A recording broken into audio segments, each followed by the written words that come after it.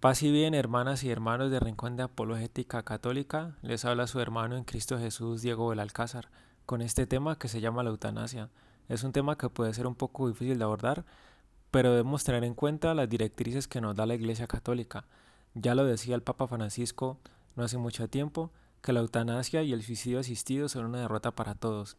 Entonces el propósito, siguiendo esta línea de pensamiento, es abordar por qué es una derrota para todos. Espero que el tema sea de su agrado y entonces iniciaremos con este tema. El Catecismo de la Iglesia Católica, desde su numeral 2276 al 2279, nos habla de una forma clara sobre el tema. Ahí podemos ver una distinción entre lo que significa la eutanasia directa y algunos criterios de la eutanasia indirecta. Así, por ejemplo, si abordamos el numeral 2276, nos podemos dar cuenta que ahí se mencionan a aquellos que llevan una vida que se encuentra disminuida o debilitada y nos dice que tienen derecho a un respeto especial. Las personas enfermas o disminuidas deben ser atendidas para que lleven una vida tan normal como sea posible.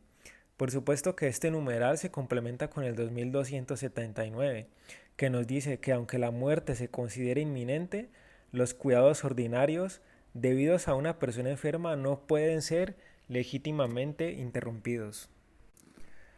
En parte, en este caso, tiene que ver con lo que se llama la eutanasia indirecta, pues consiste en efectuar una serie de procedimientos, como por ejemplo la sobredosis de algunos analgésicos, como por ejemplo la morfina para calmar los dolores. Como efecto agregado, pues naturalmente es como la disminución de los dolores, dependiendo pues de la cantidad de medicamentos. En algunos casos se da como la disminución de conciencia, buscando pues que la persona lleve una vida lo mejor posible pues en ese momento. Sin embargo, en el numeral 2277 se menciona lo que llamamos la eutanasia directa, que consiste en poner fin a la vida de las personas disminuidas, enfermas o moribundas, y esto es lo que se considera moralmente inaceptable. Tanto así que se considera a nivel de un homicidio y se considera que es contrario a la dignidad de la persona humana y al respeto de Dios. En el numeral 2248 se nos dice que cuando se utilizan terapias o tratamientos que ya no pueden curar al paciente, sino que simplemente prolongan su vida en condiciones pesadas, desproporcionadas y tal vez peligrosas, y que cuando ya hemos aceptado que no se puede impedir la muerte, pero sin embargo continuamos realizando este tipo de cuidados, esto se conoce más comúnmente como encarnizamiento terapéutico. Y en este punto nos dice que las decisiones deben ser tomadas por el paciente si tiene la competencia y la capacidad, o si no por los que tienen los derechos legales, respetando siempre la voluntad razonable y los intereses legítimos del paciente. Lo que nos dice entonces la Iglesia Católica en resumen es que a la persona enferma o debilitada, tal vez moribunda, se le deben aplicar los cuidados paliativos correspondientes que puedan proveer de la mejor manera posible una buena calidad de vida, sin caer en el encarnizamiento terapéutico, pues la utilización de terapias que no puedan curar al paciente, sino simplemente prolongar su vida en condiciones penosas, es éticamente incorrecto y además, aparte de todo, puede producir una visión errónea de lo que la medicina puede aportar a los últimos momentos del paciente. Lo otro es sobre la eutanasia directa y es básicamente de lo que trata en su mayor parte este video. La Iglesia condena la eutanasia directa y la terminación de toda vida, porque solo Dios es el que da y quita la vida. Pues en palabras del Papa emérito Benedicto XVI, la verdadera respuesta no puede ser la de provocar la muerte, por más dulce que sea, sino de testimoniar el amor que ayuda a afrontar el dolor y la agonía de manera humana. Como pudimos ver, el catecismo nos da una directriz bastante clara, pero la gran mayoría de las personas que apoyan esta práctica alegan su derecho a una muerte digna, así como el derecho de cada cual disponer de su propia vida. Pero al creer esto, están desconociendo que la vida es un regalo de Dios y es un don, y que como un talento que se nos fue entregado, debemos entregarle cuentas a nuestro Señor. Así lo podemos ver en la parábola que muy seguramente todos han escuchado o habrán leído, que es la parábola de los talentos, como aparece en Mateo capítulo 25, versículo del 14 al 30. Y también lo podemos confirmar en el Antiguo Testamento. Podemos ver en el primer libro de los Reyes, en Primera de Samuel, capítulo 2, versículo 6, en donde dice: Yahvé es quien da la muerte y la vida, él conduce al sepulcro y levanta de él.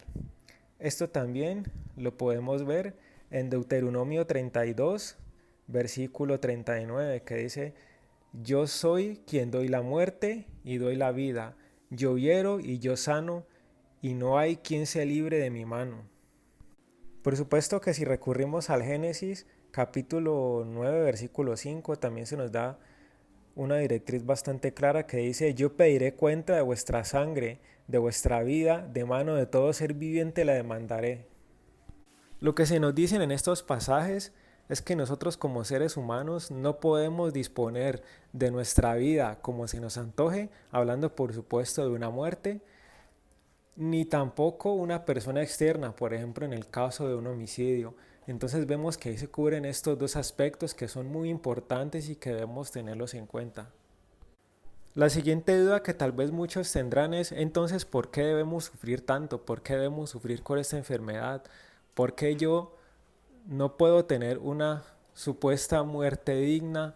¿Por qué tengo que soportar? ¿Cuál es el objetivo de este dolor? Ciertamente esta es una muy buena pregunta y muy difícil de contestar para este video tan corto, pero podemos encontrar una luz si nos fijamos en algunas revelaciones privadas, y ustedes van a poder seguir encontrando más información al respecto. La primera revelación la vamos a tomar de un testimonio del padre Carlos Cancelado, en el cual nos cuenta una historia de una visita de un alma del purgatorio, la cual afirmó ser condenada a 30 años de purgatorio. Imagínense, se dice que un año en la tierra son 1000 años, entonces imagínense la cantidad de tiempo. Nos dice el padre Carlos Cancelado que el alma afirmó que Dios en su misericordia quiso librarle de la pena del purgatorio a causa de una enfermedad larga y penosa que llevaba, y que a la final llevaría convirtiéndola en un ser vegetal. Pero entonces Dios le dijo a esta alma que en 3 meses ella dejaría este mundo terrenal para ir al paraíso. ¿Por qué iba al paraíso? Y aquí vamos a ver la primera clave. Porque esa persona ya habría pagado su purgatorio aquí en la tierra con todo el sufrimiento y la enfermedad que pasó. Pero ¿qué pasó? Que la familia la desconectó. Es decir, que podemos aquí suponer que ella estaba conectada a unos aparatos médicos que le mantenían la vida. Cuando la desconectaron, no permitieron que el alma pudiera disfrutar de la misericordia de Dios, y por lo tanto lo que afirma es que no pudo pagar la pena completa. Entonces el alma se le apareció a esta persona para pedirle que le ayudara en misas, en rosarios, porque las almas del purgatorio suelen pues pedirnos que nos ayuden con ese tipo de oraciones. Entonces el padre Carlos Cancelado afirma que las enfermedades nos ayudan a librarlos de la pena del purgatorio, porque purgamos nuestros pecados y nuestras deudas. Para mirar si esto es o no posible, podemos ver otro testimonio muy interesante, y lo encontramos en la mística, en la difunta María Sima, quien nos cuenta una historia que data del año 1954, y nos dice ella que tuvieron lugar a unos derrumbes sobre un pueblo cercano en donde ella vivía. Causaron muchas pérdidas, muchos desastres para muchas personas. pero siguieron las avalanchas. Y en especial hubieron unas avalanchas contra el pueblo donde vivía esta mística, pero de forma milagrosa no afectaron a nadie y dice que se detuvieron de forma milagrosa. Entonces, las almas del purgatorio le revelaron a María Sima que el pueblo se había salvado porque allí había vivido una señora que había sufrido 30 años enferma y que todo ese sufrimiento que ella llevó se lo dedicó al bien del pueblo.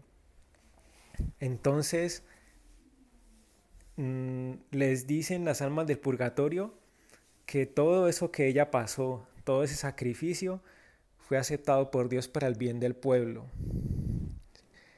Podemos ver otra historia también interesante por medio de Sor Úrsula Benincasa, que fue fundadora de las Orden de las Teatinas, y ella cuenta una historia donde se dice que asistía a su hermana que estaba a punto de morir, pero la hermana sentía un horrible miedo a pasar por la pena del purgatorio.